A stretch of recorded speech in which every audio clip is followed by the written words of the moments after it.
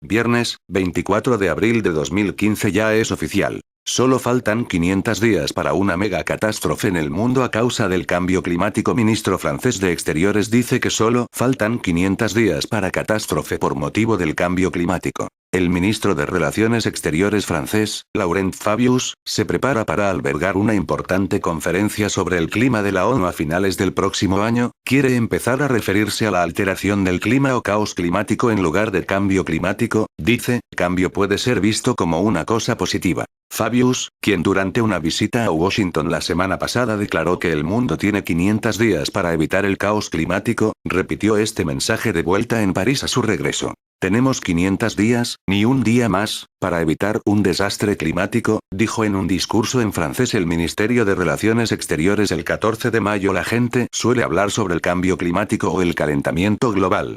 Concedo gran importancia a las palabras, y en cuanto a la lengua francesa se refiere no creo que esas palabras sean muy apropiadas, ya que, sin aludir a tal o cual programa político, el cambio es visto como más bien una cosa positiva.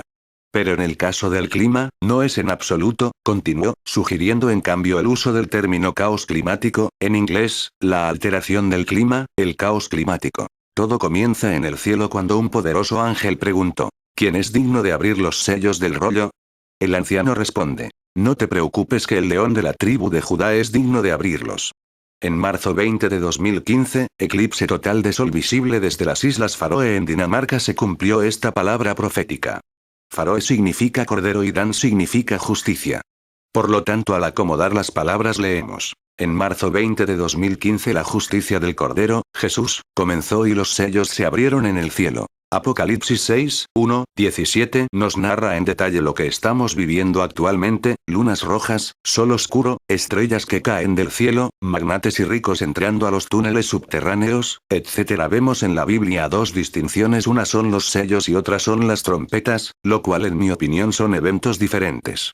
Las trompetas empiezan después del séptimo sello en el capítulo 8 y en particular la tercera trompeta nos habla de una enorme estrella llamada amargura o ajenjo que cae sobre la tercera parte de los ríos y las fuentes de las aguas.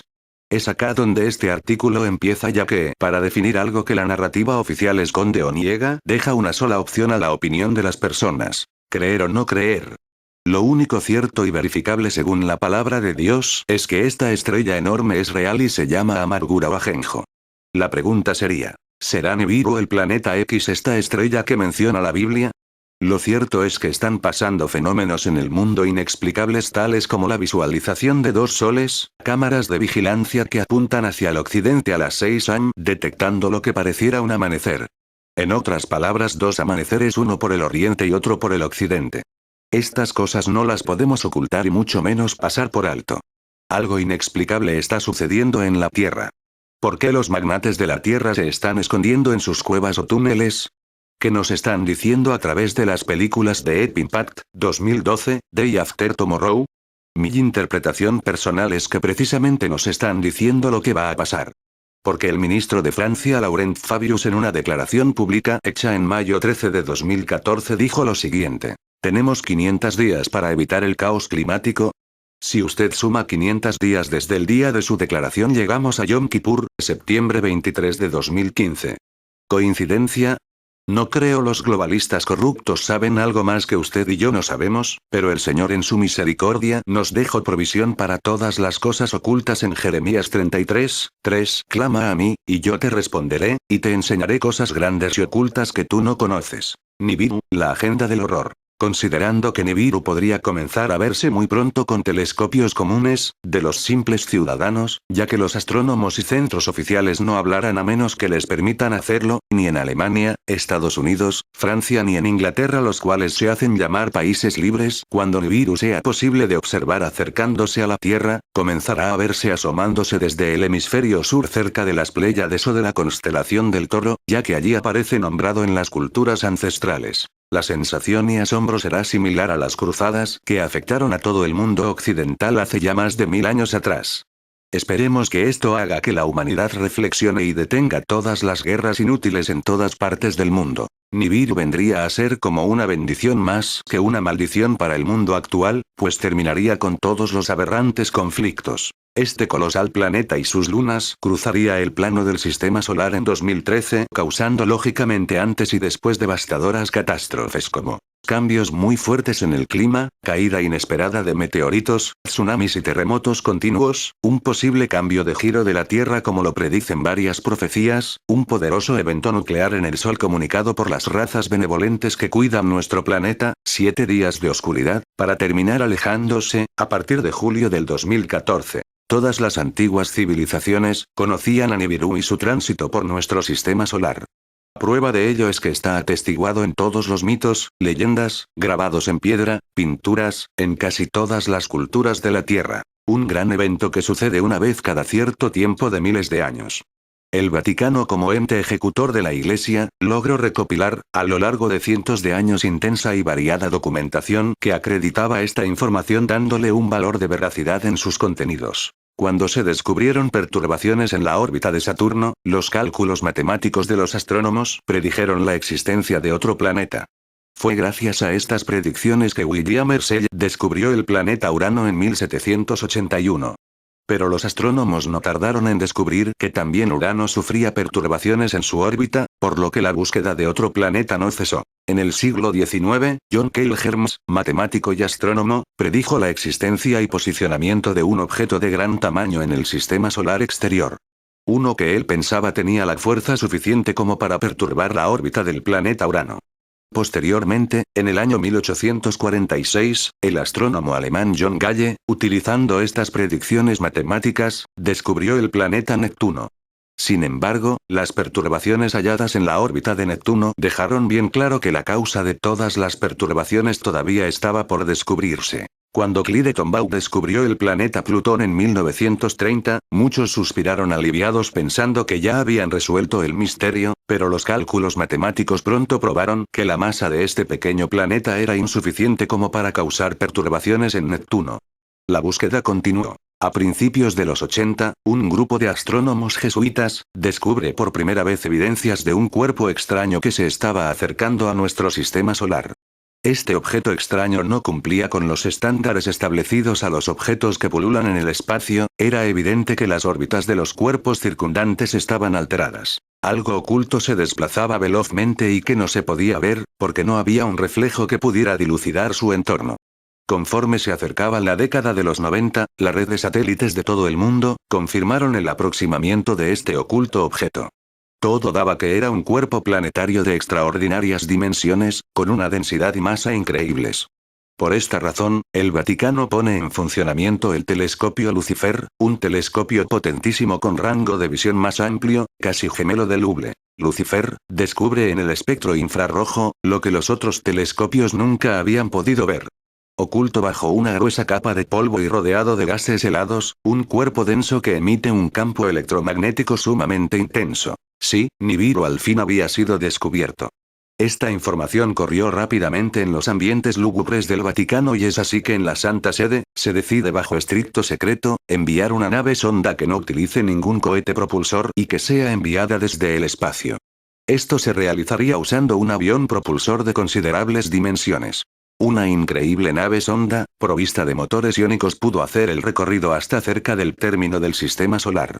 Pudo hacer lo que a las Voyager les tomó 3 décadas salir del sistema solar, y lo más increíble, Silo puede regresar a la Tierra, en proceso totalmente autónomo. Cuando Silo llega al punto programado, enfoca sus minúsculos y potentes sensores infrarrojos y descubre al inmenso monstruo, y con una rápida escaneada a una distancia casi inconmensurable Silo calcula su masa. Sí, son verdaderamente indescriptibles las miradas de horror que se dibujan en los afiebrados rostros del Vaticano. Nibiru es varias veces más grande que Júpiter. Con esa descomunal masa, simplemente nos convertiría en polvo. Siguen impávidos recibiendo más datos, los tableros parecen saltar, los dedos se encrispan y se oyen entrecortados suspiros de terror que experimentan esos momentos, hasta que después de un largo rato, se reciben los datos de su densidad. Es tan denso que en su composición interna, la que despide un electromagnetismo increíble, prácticamente es como un monstruoso acumulador de energía. Luego, Silo rápidamente envía los datos de su trayectoria y los datos son vaciados en el simulador de órbitas. cálculos y recálculos sobre la marcha, hasta que por fin, todos respiran aliviados, Nibiru no colisionará con la Tierra, pasará a un costado del Sol y de la Tierra. Nuevamente más cálculos y los ordenadores siguen dando más y más resultados. Estamos a una distancia segura, pero ¿qué ocurrirá con su enorme electromagnetismo? La respuesta viene luego. Su magnetismo afectará enormemente a la Tierra. Más rostros nerviosos, todos imploran al Padre, ¿estaremos con él bajo su manto protector o tendremos que arreglárnosla solos? Vienen más datos y respuestas. Nibiru moverá parte de la superficie terrestre, pero no la pondrá de cabeza, pues eso sería el fin de la humanidad, eso sí que nos inclinará unos grados más.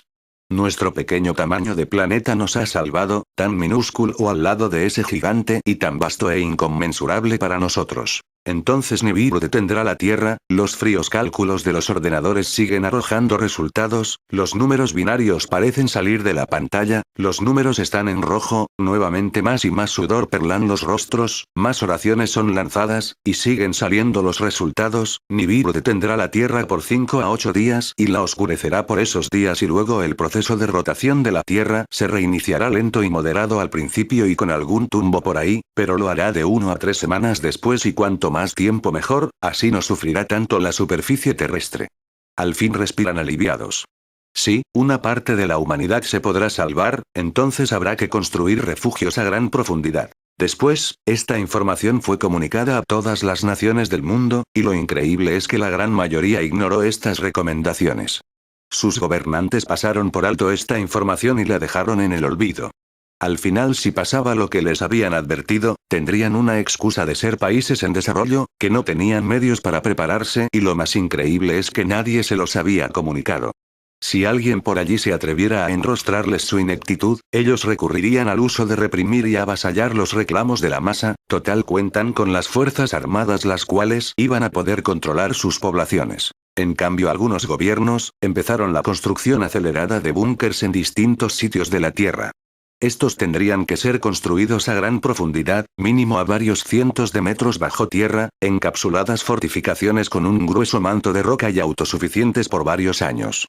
Lo más increíble, resistir grandes presiones y cantidades de agua ya que podrían quedar sumergidos bajo cientos de metros en las profundidades. Estos búnkers, al estar construidos bajo tierra podrían resistir una oleada de meteoritos incandescentes que abrasarían a cualquiera que estuviera en la superficie y aparte de las nubes incandescentes que se formarían en lo alto de la atmósfera las que harían precipitar lluvias de fuego. Nuevamente en los ambientes del Vaticano, enlazados a las redes de computadores, los sacerdotes se hacían la gran pregunta: ¿qué harán los que no tienen refugio alguno? La respuesta estaba dada, era obvio, el Creador guiará sus pasos, así como lo había hecho hace miles de años, una parte de la población se había salvado, como algunas partes de la Tierra resistirían en parte, eso lo probaban los animales que nos acompañan hasta nuestros días, ellos habían sobrevivido.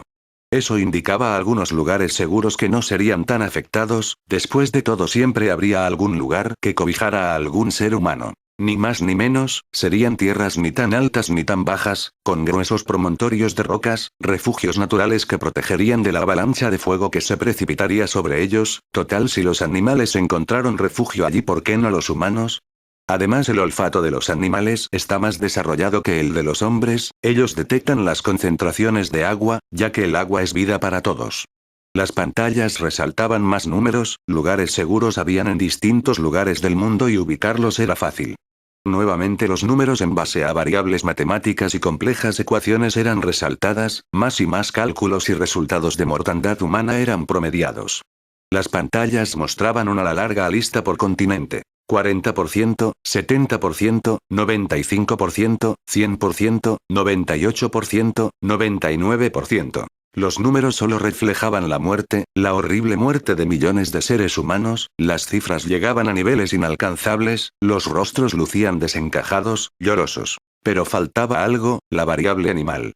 Si al fin todos los factores estaban unidos y las pantallas empezaron a arrojar nuevos resultados, si había un resultado esperanzador, había un factor al azar del 6%, 7%, que se salvaría en refugios naturales, y el resto 3%, 6%, dependería de la calidad de los búnkers construidos. Entonces al fin, siempre había esperanza para una parte de la humanidad. Los resultados ya estaban dados y por fin se alegraron los rostros, y la noticia corrió por todos los ambientes enlazados de la red. Después, estos resultados fueron enviados a las principales agencias del mundo. Así es como se descubrió, se verificó y se dieron las alarmas y consecuencias de este coloso llamado Nibiru. Cuando esté cerca de la Tierra, cuando circunde al Sol será cuando el gigante que estuvo oculto durante milenios se hará visible a nuestros ojos y será observado desde todos los rincones de la Tierra. ¿Cuándo sucederá esto? Este dato es top secret guardado bajo 7 llaves. Solo algunos saben la fecha aproximada, pero por lo que está aconteciendo, más aún con la renuncia del Papa, del cual se dice que estaríamos pronto en presencia del último Papa antes de la hecatombe, pienso que quedaría ya muy poco. Es más, se especula en algunos organismos que el paso de Nibiru sería este año 2013 ya que la NASA ha dicho públicamente que a partir del 2014 la Tierra comenzará a enfriarse enfocando el camino a una próxima glaciación. Lo cierto es que ya no hay que ponerse a pensar si toda esta información es verdadera o falsa.